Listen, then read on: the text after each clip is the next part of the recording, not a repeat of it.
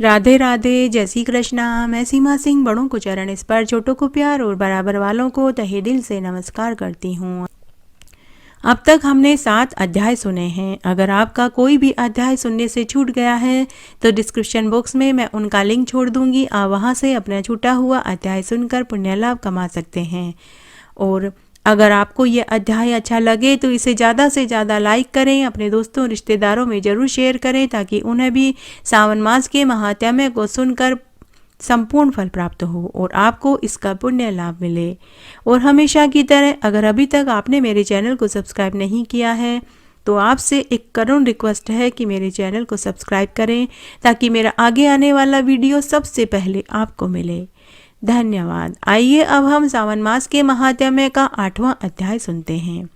इस अध्याय में सावन मास में बुध और गुरुवार व्रत का पूरा विधान आएगा और साथ ही इसमें एक प्राचीन पौराणिक सच्ची कहानी भी आएगी। आइए अब हम सावन मास के महात्म्य का 8वां अध्याय सुनते हैं। इस अध्याय में आज मैं आपको गाय तुलसी व्रत कथा सुनाने जा रही हूँ। यह व्रत सावन मास की अमावस्या को किया जाता है। व्रत करने वाली महिलाओं को सुबह जल्दी उठकर स्नान आदि करने के बाद गाय और तुलसी का पूजन करना चाहिए और कहानी सुननी चाहिए। एक समय भोजन करना चाहिए, ब्रह्मचर्य का पालन करना चाहिए। अगर यह व्रत कुंवारी लड़कियां करती है तो उन्हें मनपसंद जीवन साथी प्राप्त होता है। अगर विवाहित स्त्रियां करती हैं तो उन्हें दीर्घायु पुत्र की प्राप्ति होती है और उनका सुहाग अखंड रहता है। अगर बुजुर्ग महिलाएं इस व्रत को करती है तो उन्हें मोक्ष प्राप्त होता है। आइए अब हम श्रावण मास की अमावस्या को किया जाने वाला व्रत गाय तुलसी व्रत कथा की कहानी सुनते हैं। एक बार एक गांव में एक ब्राह्मण पति पत्नी रहते थे जिनको एक लड़की थी। लड़की जब बड़ी हुई तो मनपसंद पति पाने के लिए उसने सावन मास की अमावस्या को गाय तुलसी व्रत किया, परंतु व्रत पूर्ण होने से पहले ही उसकी मृत्यु हो गई। ब्राह्मण ब्राह्मणी बहुत दुखी हुए और उसे वे अपने भाग्य का दोष मानकर अपना जीवन किसी तरह व्यतीत करने लगे। वह मृत कन्या अपने पुण्य के कारण अगले जन्म में एक कोली के यहाँ पैदा हुई। यहाँ उसका नाम उन्होंने चंदावती रखा। पूर्व जन्म से भी वह अधिक खूबसूरत दिखाई देती थी। वैसी दिखाई देती थी कि उसके सामने चांद भी शर्मा जाए। चंदावती इस तरह बढ़ने लगी जैसे शुक्ल पक्ष का चंद्रमा बढ़ता है। कुछ ही दिनों में उसे रजस्वाला होने लगी। तब उसके कोली माता पिता को अपनी बेटी की चिंता सताने लगी कि अब हम अपनी बेटी का विवाह कैसे करेंगे। हम तो छोटी जात के हैं, लेकिन हमारी बेटी तो बहुत सुंदर किसी अप्सरा की भांति दिखाई देती है। तब एक समय की बात है, उस नगर का राजा शिकार खेलते हुए उनकी झोपड़ी के बाहर से गुजरा। उस समय चंदावती घर के बाहर ही खड़ी थी। राजा ने जब चंदावती को देखा तो वह उसके रूप पर मोहित हो गया और उन्होंने उससे विवाह करने की इच्छा जताई। तब उसके कोली माता पिता ने कहा कि हे राजा जी, हम तो छोटी जात के हैं। तब राजा ने कहा कि कोई जात छोटी बड़ी नहीं होती, मैं तुम्हारी लड़की से विवाह करना चाहता हूँ। इस तरह राजा ने चंदावती के साथ गंधर्व विवाह कर लिया और वह उसे महल में लेकर आया। खूबसूरत चंदावती को देखकर चंदावती के सास ससुर बहुत खुश हुए। कुछ समय बाद उन्होंने अपने पुत्र को राजगद्दी पर बैठाया और चंदावती के सास ससुर तपस्या करने के लिए जंगल में चले गए। तब एक दिन की बात है, राजा अपनी रानी चंदावती को लेकर शिकार खेलने के लिए वन में गया। जंगल में उन्होंने खूब आनंद किया। तभी चंदावती को पानी की प्यास लगी तो वह सरोवर पर गई। वहां चंदावती ने देखा कि कुछ स्त्रियां गाय तुलसी का व्रत कर रही थी और पूजन कर रही थी। यह देखकर चंदा को बड़ा अजीब लगा। वह उन स्त्रियों से पूछने लगी कि आप यह किस चीज का व्रत कर रहे हैं और इस व्रत को करने से क्या फल मिलता है। उन स्त्रियों ने चंदावती से कहा कि यह व्रत जिस किसी भी इच्छा से किया जाए उस इंसान की वही इच्छा पूरी होती है। बांझ स्त्री को पुत्री की प्राप्ति होती है, धन जाने वाले को धन मिलता है, कुंवारी कन्याओं को अच्छा घरवर मिलता है, मोक्ष जाने वाले को मोक्ष मिलता है, विद्या जाने वाले को विद्या मिलती है। यह व्रत ऐसा है कि जो मनुष्य जिस चीज की इच्छा के लिए यह व्रत करता है उसकी वही इच्छा गाय तुलसी माता की पूजा और व्रत करने से ही मिल जाता है। तब चंदावती ने उन स्त्रियों से इस व्रत का पूरा विधान जाना। तब चंदा ने भी पुत्र की इच्छा से यह व्रत करने का निश्चय किया। उसने यह बात राजा से कही तो राजा ने खुश होकर कहा कि जो तुम्हारी इच्छा हो तुम वही व्रत करो। इस तरह समय बीतने लगा। जब सावन का महीना आया तो चंदावती ने सावन मास की अमावस्या को गाय तुलसी व्रत का धारण किया।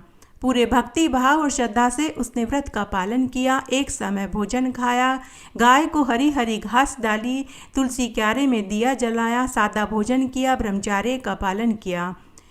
कुछ दिनों के बाद इस व्रत के प्रताप से रानी को गर्भ ठहर गया। जब राजा को इस बात का पता लगा तो राजा को बहुत खुशी हुई और राजा ने भी व्रत की महिमा को जान लिया। राजा के और भी रानियां थी। जब उन्हें इस बात का पता लगा तो वे ईर्ष्या से जल भुन गई।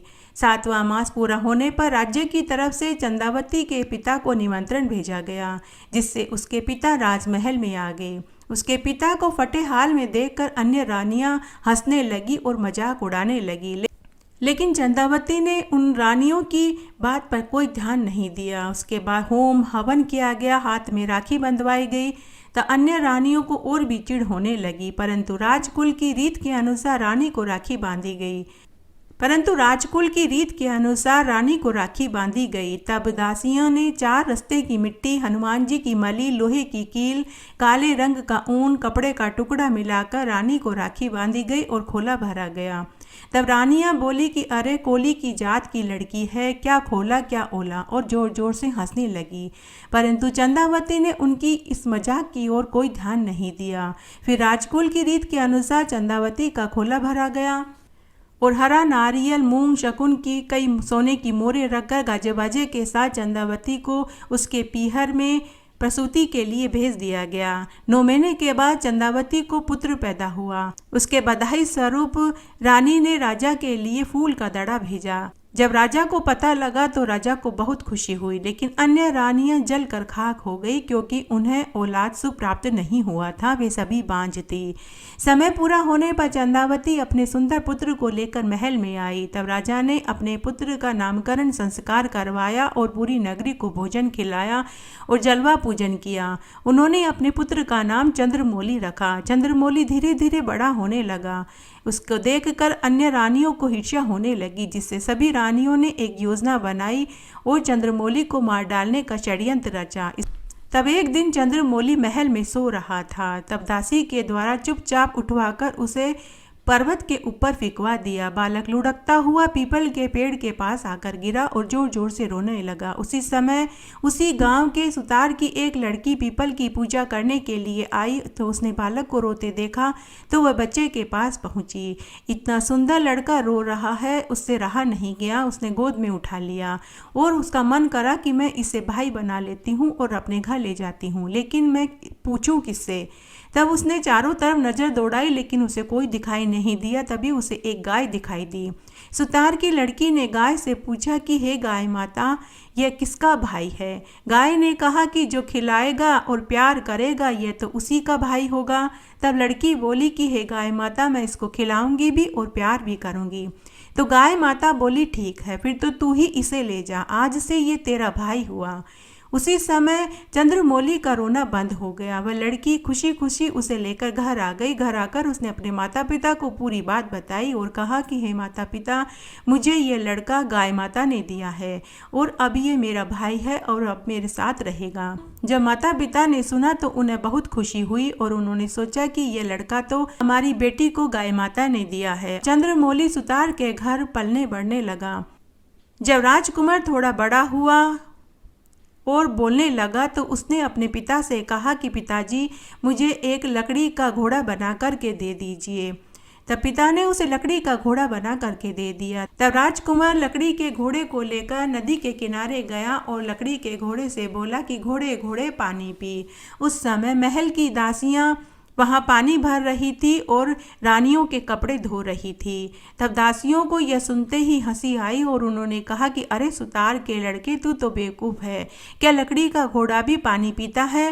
राजकुमार को यह सुनते ही गुस्सा आ गया और उसने वहाँ एक पत्थर उठाकर उस दासी के सिर पर दे मारा, जिससे उसका कपाल फूट गया और खून बहने लगा।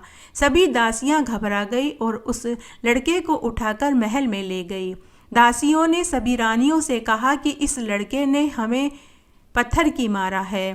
तब सभी रानियां उसे डांटने लगी। तभी वहां चंद्रावती रानी भी आ गई। उसी समय एक चमत्कार हुआ। चंद्रावती रानी के स्तन से दूध की धार फूट पड़ी और वह राजकुंवर के मुंह पर जाकर गिरी। जब राजा को इस बात का पता चला तो राजा ने सुतार की लड़की को महल में बुलवाया और पूछा कि यह लड़का किसका है, तुम्हें यह कहाँ से मिला। सुतार की लड़की ने राजा को पूरी बात बता दी कि मुझे यह लड़का तो पीपल के पेड़ के पास मिला था। तब राजा ने सभी रानियों और दासियों से इसका कारण पूछा।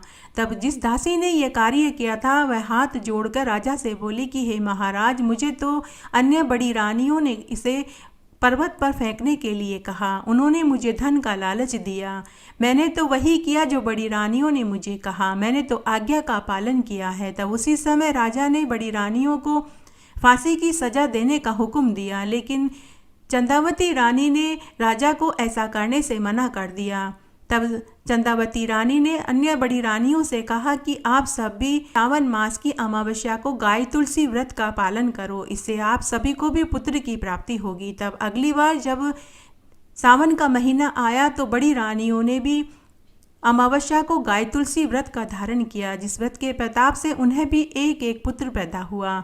इस तरह उनका समय खुशी खुशी बीतने लगा। जब राजकुंवर चंद्रमौली जवान हुए तो राजा ने उसे अपनी गद्दी पर बैठाया और राज्य का शासन सौंप दिया। हे गाय तुलसी माता, जैसे आप चंदा रानी को फली वैसे सबके ऊपर फलना। कहानी कहने वाले, सुनने वाले और हुकारा भरने वाले। घटती हो तो पूरी हो, पूरी हो तो परवान चढ़े, भूले बिसरे नाम तेरे भंडार में भरे। तो इस तरह आज मैंने आपको सावन मास की अमावस्या को सुनी जाने वाली व्रत कथा सुनाई। आशा करती हूँ यह आपको जरूर पसंद आएगी। मेरे साथ बने रहने के लिए आपका धन्यवाद। भगवान महादेव ने सनत कुमार से कहा कि हे सनत कुमार, अब मैं तुमको महापाप नाशक बुध और बृहस्पति के व्रत को कहता हूँ, जिसके करने से मनुष्य को सभी सिद्धियां सुलभ हो जाती है। ब्रह्मा जी ने जब चंद्रमा को ब्राह्मणों का राजा स्वीकार कर लिया तो एक बार बृहस्पति की अत्यंत रूपवती गुणवती स्त्री तारा के रूप व लावण्य को देखकर चंद्रमा उसके ऊपर मोहित हो गया और बलपूर्वक उसे अपने घर में लाकर गुरु पत्नी का उपभोग करने लगा। कुछ समय के बाद उसके सर्वगुण संपन्न एक पुत्र पैदा हुआ जो बुध के नाम से प्रसिद्ध हुआ। बृहस्पति के द्वारा खोजे जाने पर तारा चंद्रमा के घर में पाई गई। बृहस्पति ने कहा कि गुरु पत्नी के साथ किए महापाप से तुम्हें कैसे मुक्ति मिलेगी। बृहस्पति के द्वारा बहुत आग्रह करने के बाद भी चंद्रमा ने उसकी पत्नी उसे नहीं लौटाई। तो बृहस्पति ने देवसभा में जाकर देवराज इंद्र से कहा कि हे देवराज इंद्र, चंद्रमा मेरी पत्नी तारा को चुरा कर के ले गया है और मांगने पर भी वह मेरी स्त्री मुझे वापस नहीं लौटा रहा है। हे देवराज इंद्र, आप चंद्रमा से मेरी स्त्री को दिलवाइए, अन्यथा चंद्रमा द्वारा किए गए पाप का दोष आपको भी लगेगा, क्योंकि धर्मशास्त्र के अनुसार प्रजा द्वारा किया गया पाप राजा को ही लगता है और दुर्बल का बल राजा होता है। उसके बाद देवराज इंद्र ने चंद्रमा को बुलाकर बृहस्पति की पत्नी लौटाने के लिए कहा। तो चंद्रमा ने कहा कि मैं आपकी आज्ञा के अनुसार स्त्री तो लौटा दूंगा, किंतु उससे उत्पन्न हुआ पुत्र मैं नहीं दूंगा, क्योंकि वह मेरे अंश से उत्पन्न हुआ है। यह सुनकर सभी देवतागण दुविधा में पड़ गए और विचार करने लगे कि यह बात तो तारा ही अच्छे से बता सकती है कि यह पुत्र किसके अंश से उत्पन्न हुआ है। तब सभी देवताओं ने जाकर तारा से पूछा कि हे देवी, हे कल्याणी, सत्य सत्य बतलाना कि यह पुत्र किसके अंश से उत्पन्न हुआ है। तब तारा ने लज्जा पूर्वक सिर झुकाते हुए कहा कि यह चंद्रमा का औरस पुत्र है और बृहस्पति का क्षेत्रज पुत्र है। तब शास्त्रों के अनुसार देवताओं ने बुध नामक बालक चंद्रमा को दे दिया। बृहस्पति को उदास देखकर देवताओं ने बृहस्पति से कहा कि यह बृहस्पति और चंद्रमा दोनों का ही पुत्र कहलाएगा। साथ ही यह वरदान भी दिया कि जो व्यक्ति सावन मास में बुध बृहस्पति दोनों का एक साथ पूजन करेगा, नैवेद्य में दही और भात भोग में चढ़ाएगा और दोनों की मूर्तियों को हिंडोले में रख कर पूजा और व्रत करेगा, वह दीर्घायु होकर सर्व गुण संपन्न होगा। यदि कोई कोष पर मूर्ति लिख कर पूजन करेगा तो उसके कोष में अक्षय वृद्धि होगी। रसोई घर में लिखने से व्यंजनों में वृद्धि होगी। देवालयों में लिखने से देवताओं की कृपा बरसेगी। धान्य घर में लिखने से धन धान्य की वृद्धि होगी।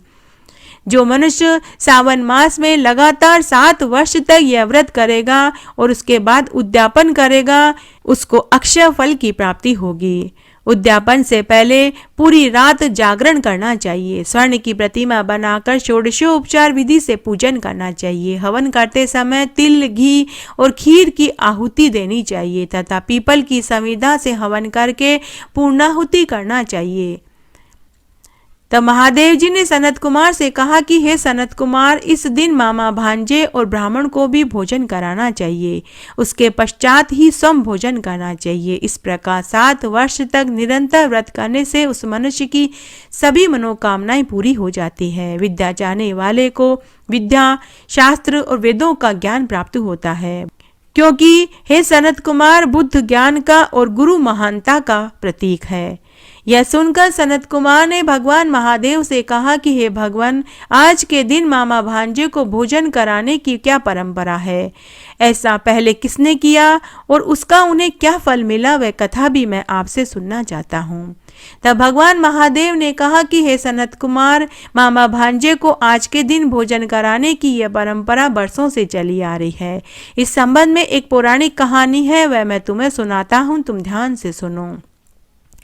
एक बार सतयुग में 2 ब्राह्मण थे। वे परस्पर मामा भांजे थे। वे बहुत निर्धन थे। भिक्षा मांग कर ही अपना जीवन निर्वाह करते थे। भिक्षा मांगते मांगते एक दिन वे सुंदर नगर में पहुंच गए। उन्होंने देखा कि सभी नगरवासी सभी वारों का व्रत करते हैं, किंतु बुध और बृहस्पतिवार का कोई भी व्रत नहीं करता। यह देखकर उन दोनों मामा भांजे को बहुत आश्चर्य हुआ। तब दोनों मामा भांजे ने बुध और बृहस्पतिवार का व्रत करना प्रारंभ कर दिया, किंतु व्रत की विधि उन्हें ज्ञात न होने के कारण वे दुविधा में पड़ गए। तब एक दिन स्वप्न में बुध और बृहस्पति भगवान ने आकर उन्हें व्रत का पूरा विधान बताया, जिसके प्रभाव से वे दोनों मामा भांजे 7 वर्ष की अवधि तक वह व्रत करते रहे। जिसके बाद दोनों मामा भांजे सावन में बृहस्पति का व्रत करने लगे, जिसके प्रभाव से वे 7 वर्ष की अवधि में ही धन संपत्ति पुत्र पौत्र से संपन्न हो गए। और बुद्ध और गुरु ने साक्षात प्रकट होकर उन दोनों को वरदान दिया कि जिस प्रकार तुमने हमारे व्रत का प्रचार किया है, अब हम यह वरदान देते हैं कि भविष्य में जो कोई भी यह व्रत करेगा और आज के दिन मामा भांजे को उत्तम स्वादिष्ट व्यंजन खिलाएगा, दान दक्षिणा देगा, उन्हें निश्चय ही सर्व संपदा की प्राप्ति होगी। और जब तक आसमान में सूरज चांद रहेंगे तब तक यह व्रत करने वाला हमारे लोक में ही निवास करेगा। इस अध्याय में आज मैं आपको एक पौराणिक कहानी सुनाने जा रही हूँ। एक बार की बात है, शंकर भगवान के लिए रोज रोज भांग रगड़ने से माता पार्वती जी परेशान हो गई और वो बोली, हे शंकर भगवान, रोज रोज आपके लिए भांगड़ली पीसते पीसते मेरे दोनों हाथों में दर्द हो गया है। मैं अब आपके लिए भांग नहीं पीसूंगी। या तो आप भांग पीना छोड़ दीजिए, नहीं तो मैं हमेशा हमेशा के लिए अपने माँ बाप के घर चली जाऊंगी। तो शंकर भगवान मुस्कुराते हुए बोले, हे पार्वती, मैं भांग पीना तो नहीं छोड़ सकता, तुम चाहे तो मायके जा सकती हो। पार्वती जी बोली कि सोच लो, मैं वापस फिर नहीं आऊंगी। शंकर भगवान बोले कि ठीक है गोरा, एक बार क्या 7 बार जाओ, मैं आपको नहीं रोकूंगा। माता पार्वती बोली कि अब तो मैं वापस तभी आऊंगी जब आप 7 बार नाक रगड़ोगे। ऐसा कहकर माता पार्वती जी मायके चली गई। अब शंकर भगवान खुद ही रोज भांग रगड़ते और पीते। इस तरह कई बरस बीत गए। तब एक दिन शंकर भगवान मन ही मन माता पार्वती जी को छलने का निश्चय करके उन्होंने माया से एक बहुत बेशकीमती हीरे मोती नीलम पन्ना जड़ी जूतियां बनवाई और शंकर भगवान ने एक बूढ़े मोची का वेश बनाया और पहुंच गए पार्वती जी के मायके में। और राजा हिमाचल के महल के बाहर जोर जोर से आवाजें लगाने लगे कि जूतियां ले लो, जूतियां ले लो, बेशकीमती जूतियां ले लो। महल के ऊपर से पार्वती जी की दासी ने देखा कि कोई मोची जूती बेच रहा था। पार्वती जी की दासी ने देखा कि जूतियां बहुत सुंदर और महंगी लग रही थी। दासी ने मोची से पूछा कि अरे ओ मोची, जूतियां कितने की है?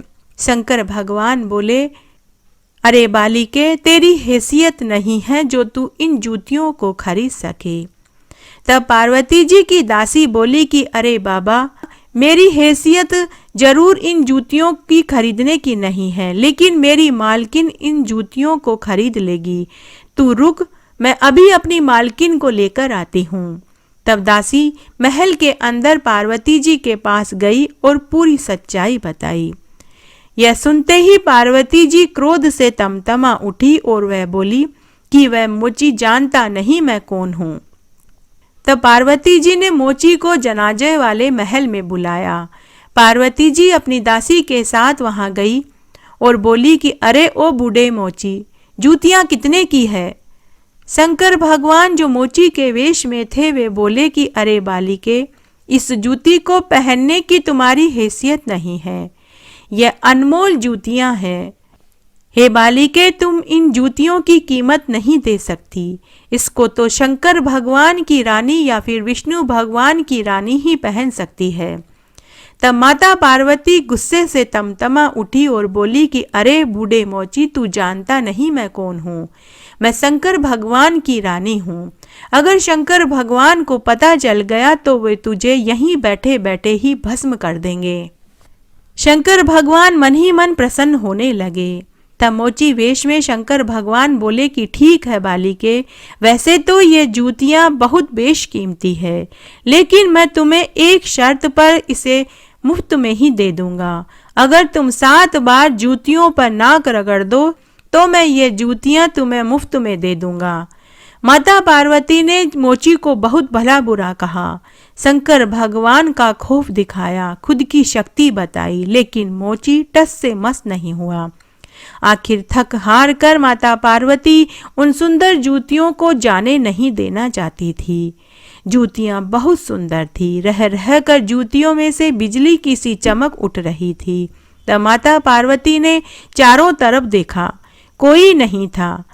तब माता पार्वती ने जूतियां उठाई और जूती के ऊपर 7 बार नाक रगड़ी और बोली, ये ले मोची, मैंने जूती पर 7 बार नाक रगड़ दी है, लेकिन यह बात तू बाहर जाकर किसी से मत कहना। तब शंकर भगवान जो मोची के वेश में थे वे मन ही मन मुस्कुराए। शंकर भगवान मन ही मन सोचने लगे कि पार्वती जी तो बड़ी ही आसानी से चली गई। इस तरह फिर से कई दिन बीत गए। तब एक दिन माता पार्वती जी ने सोचा कि जूतियां कितनी सुंदर है, भगवान शंकर को दिखाने के लिए कैलाश पर जाना चाहिए। तब माता पार्वती जी जूतियां पहनकर शंकर भगवान के पास कैलाश पर पहुंच गई और उन्हें जूतियां दिखाने के लिए उनके आगे पीछे घूमने लगी। लेकिन शंकर भगवान कुछ नहीं बोले। तब माता पार्वती जी ने कहा कि हे देव, क्या आप पूछेंगे नहीं कि ये जूतियां मुझे किसने दी? शंकर भगवान भोले बनकर पूछने लगे कि हाँ गोरा, बताओ ये जूतियां तुम्हें किसने दी? तब माता पार्वती जी अकड़ती हुई बोली कि ये जूतियां मुझे मेरे पिताजी ने मेले में से दिलवाई है। ये लाख रुपए की जूतियां हैं, इसमें हीरे, पन्ने, मोती, नीलम जड़े हुए हैं। तब भगवान शंकर ने माता पार्वती जी से कहा कि अरे पार्वती, जरा तुम मेरे कमंडल में झांक कर देखो, फिर मुझे बताना कि यह जूतियां किसने दी और कितने की दी। जैसे ही माता पार्वती जी ने महादेव जी के कमंडल में झांका तो उसमें वो सारा दृश्य दिखाई दिया जिसमें शंकर भगवान मोची बनते हैं और माता पार्वती जी 7 बार नाक रगड़ती है। माता पार्वती जी को बहुत क्रोध आया। माता पार्वती जी ने शंकर भगवान से कहा कि आपने मेरे साथ छल किया है, और वो नाराज होकर वापस अपने मायके में चली गई। इस तरह फिर से कई दिन बीत गए। तब एक दिन माता पार्वती जी मन ही मन सोचने लगी कि महादेव जी ने मुझे छला तो मुझे भी उनको छलना चाहिए। तब एक दिन माता पार्वती जी भिलनी का वेश बनाकर कैलाश पर पहुंच गई और वहां जाकर नृत्य करने लगी और गाने लगी। भगवान शंकर ने जब भीलनी को देखा तो उसके रूप और सौंदर्य पर वे मंत्रमुग्ध हो गए। भगवान शंकर ने भीलनी से कहा कि अरे भीलनी, तुम कौन हो, तुम्हारे पिता कौन है, तुम्हारा पति कौन है। तब भीलनी ने कहा कि मैं सुंदर भीलनी हूँ, मेरे पिता का नाम हेमा भील है और पति का नाम भंवर भील है। शंकर भगवान ने कहा कि अरे भीलनी, मैं तेरे रूप और यौवन पर मंत्र मुग्ध हो गया हूँ, तू मेरी रानी बन जा। तब भीलनी बोली, हे महादेव जी, मेरे पति तो उड़ती चिड़िया के पंख गिन लेते हैं, वो आपको यहाँ बैठे बैठे ही मार देंगे। और आपके तो पहली पत्नी पार्वती जी और दूसरी पत्नी आपके सिर पर यह गंगा बैठी है। मैं अगर आ गई तो आपके घर में तो लड़ाइयाँ हो जाएगी। तब शिव जी बोले कि अरे बावली भीलनी, पार्वती को तो मैंने मायके भेज दिया है और गंगा को मैं प्रवाहित कर दूंगा, तू कैलाश पर राज करेगी। तब भीलनी बोली कि देखो जटाधारी बाबा, न तो मैं शेर पर बैठूंगी, न ही नाड़िया पर बैठूंगी, न ही मैं बैल की सवारी करूंगी और न ही मैं रथ पर सवारी करूंगी। हे महादेव जी, आपका कैलाश तो कई योजन तक फैला हुआ है, मैं तो चलते चलते ही थक जाऊंगी। तब महादेव जी बोले कि अरे बावली, मैं इतना हट्टा कट्टा लंबा चौड़ा पुरुष हूँ, तू मेरे कंधे के ऊपर बैठकर सवारी करना। तब भीलनी ने कहा कि अच्छा चलो, तुम नीचे झुक जाओ, अभी मैं बैठकर परीक्षा ले लेती हूँ। भगवान शंकर ने दोनों हाथ जमीन पर टिका दिए और भीलनी के सामने झुक गए। तभी भीलनी उचक कर भगवान शंकर की पीठ पर जाकर बैठ गई। तभी वहां भगवान विष्णु, माता लक्ष्मी, ब्रह्मा जी, इंद्र, 33 करोड़ देवी देवता वहां उपस्थित हो गए और उनके ऊपर फूलों की बरसात करने लगे। जैसे ही भगवान शंकर सीधे खड़े हुए तो उनके सामने भीलनी की जगह माता पार्वती जी खड़ी मंद मंद मुस्कुरा रही थी। भगवान शंकर को जब पूरी बात पता चली तो वे थोड़े लज्जित हुए। तब सभी देवी देवताओं ने भगवान शंकर और माता पार्वती को नमस्कार किया। इस तरह आज मैंने आपको यह एक पौराणिक कहानी सुनाई। इस प्रकार आज मैंने आपको सावन मास के महात्म्य का 8वां अध्याय सुनाया। मेरे साथ बने रहने के लिए आपका धन्यवाद। आगे की कथा कहानी के लिए भी आप इसी तरह मेरे साथ बने रहें। धन्यवाद।